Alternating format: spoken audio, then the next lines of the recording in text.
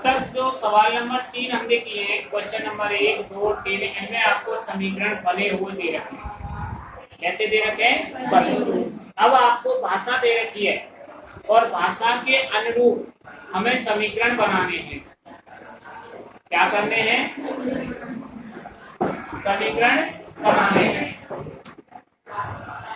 देखो पहला सवाल है, एक छात्रावास के मासिक व्यय का एक भाग नियत है। नियत का मतलब जैसे आप किसी मकान में किराए पे रह रहे हैं, तो जब कमरा तय हो गया आपका 2000 रुपये महीने, 3000 रुपये महीने, को तो आपको देने ही देने हैं। अब दूसरा क्या है, शेष भाग उसके भोजन पर निर्भर करता है। आप जितने दिन खाना खाओगे उतने दिन का पैसा लगेगा। लेकिन ऐसा नहीं, कमरे में हम 4 दिन रहे थे तो 4 दिन का ही किराया दे दें, आपको पूरे महीने का किराया देना ही, चाहे उसमें आप 1 दिन रहे या 1 भी दिन न रहे। तो माना छात्रावास का नियत व्यय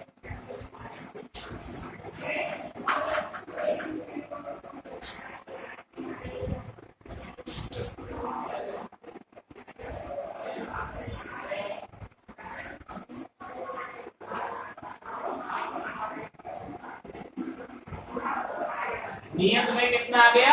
x। और प्रतिदिन भोजन में, भोजन नहीं है कौन पूछे किताब में,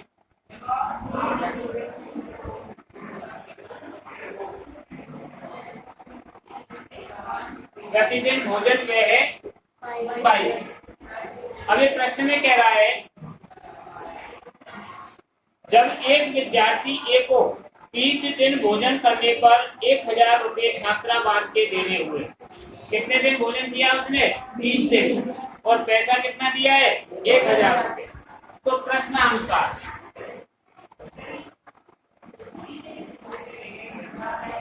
देखो x रुपये तो उसे देने ही देने हैं, और भोजन कितने दिन किया उसने? 30 दिन। तो 20/22 बराबर 1000 रुपये। ये समीकरण नंबर 1 हो गया। यानी x में 20 का गुणा क्यों नहीं किया हमने? क्योंकि x तो उसका नियत भाड़ा है, इसको तो वो लेगा ही लेगा। अब उसने खाना 20 दिन खाया है, भोजन 20 दिन किया है, इसलिए 20/22, क्योंकि 1 दिन के खाने का व्यय है 22 रुपये, तो 20 दिन के का 20/22। और कुल रुपये कितने दिए? 1000। दूसरे छात्र बी ने 26 दिन भोजन किया है और 1180 रुपये उसने दिए हैं। तो x प्लस 26y बराबर 1180। इसने अधिक पैसे क्यों दिए?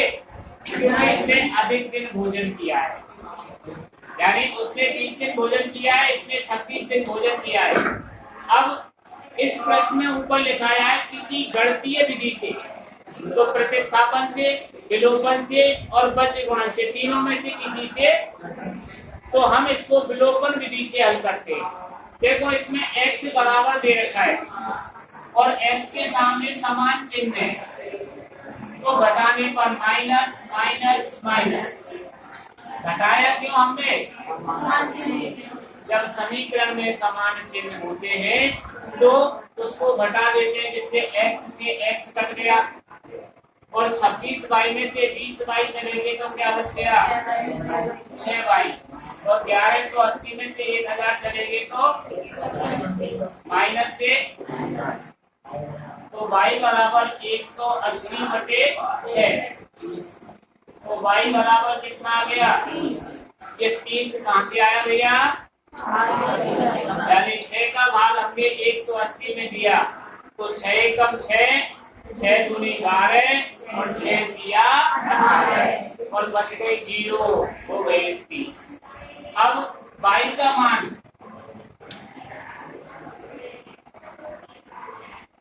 समीकरण 1 में रखने पर, तो समीकरण 1 क्या था हमारे पास? x प्लस 20y बराबर 1000। तो x के स्थान पर x प्लस 20 और y का मान 30 बराबर 1000। तो क्या आ जाएगा ये? 1000 माइनस 20 का गुणा 20 से कर दिया 600, 55 कर दिया, इसका तो माइनस का हो गया, एक लाइन कम कर दी इस जगह पे मैंने, यानी एक लाइन क्या आनी चाहिए थी, x प्लस 600 बराबर 1000। अब x का मान क्या आ गया, 400 रुपये। अतः छात्रावास का नियत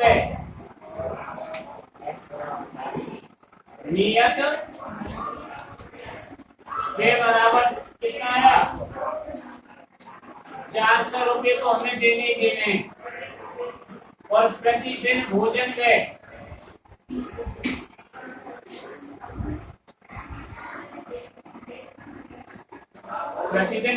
कितना आ गया, 30 रुपये। उतार लिया होगा, क्योंकि इतने बहुत समीकरण हम हल कर चुके हैं, किस तरीके के, किस तरीके। नेक्स्ट सवाल में हमसे ये कह रहा है, एक भिन्न 1/3 हो जाती है जब उसके अंश से 1 घटाया जाता है, और 1/4 हो जाती है जब उसके हर में 8 जोड़ दिया जाता है। कितना जोड़ दिया जाता है, 8।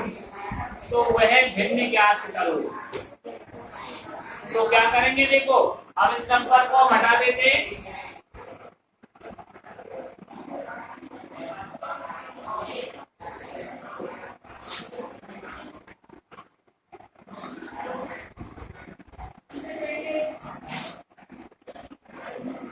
देखो माना वह भिन्न x/y है। क्वेश्चन नंबर दूसरा है इसका,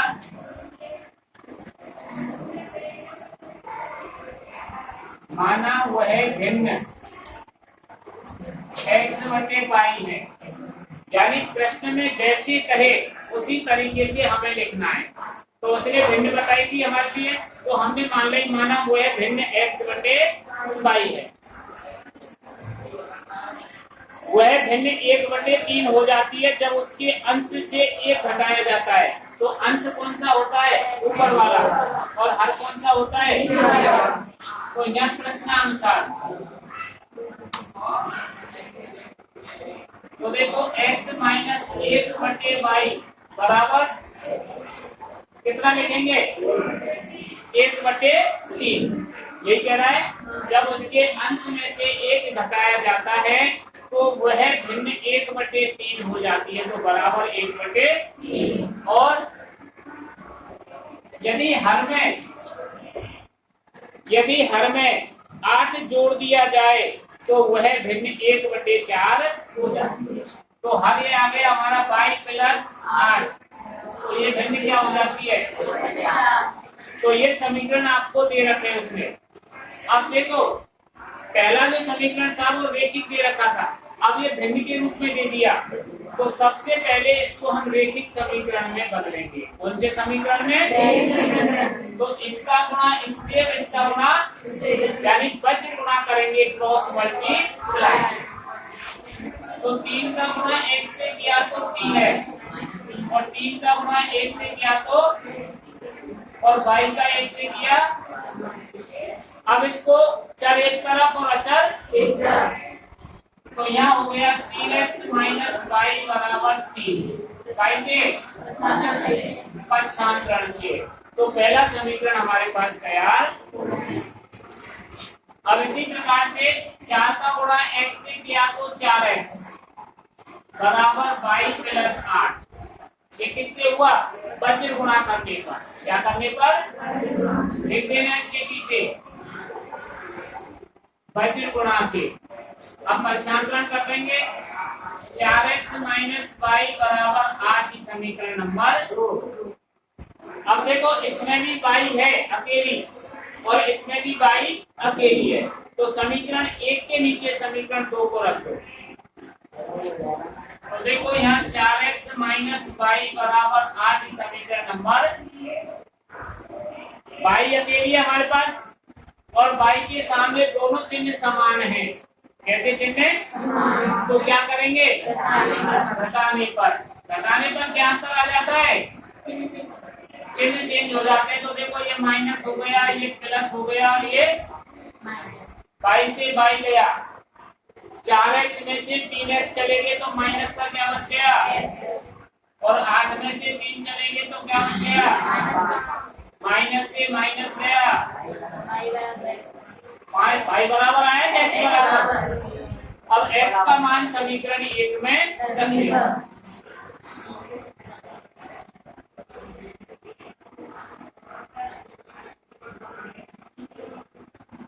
अब समीकरण 1 क्या है हमारे पास?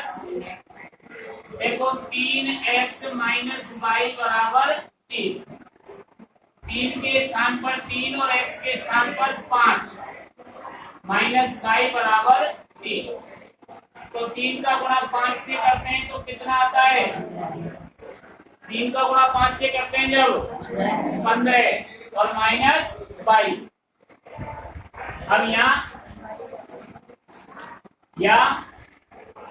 माइनस y बराबर कितना था? 3। और ये प्लस का 15 लगा के किसका हो गया? इससे। अब ये क्या होता है हमारे पास? माइनस y बराबर माइनस से y बराबर कितना आ गया? यहीं छोड़ देंगे किसको? अभी सवाल हमारा पूरा नहीं हुआ क्योंकि उसने वह भिन्न पूछी है, तो भिन्न के रूप में हमें उत्तर देना होगा। अतः वह भिन्न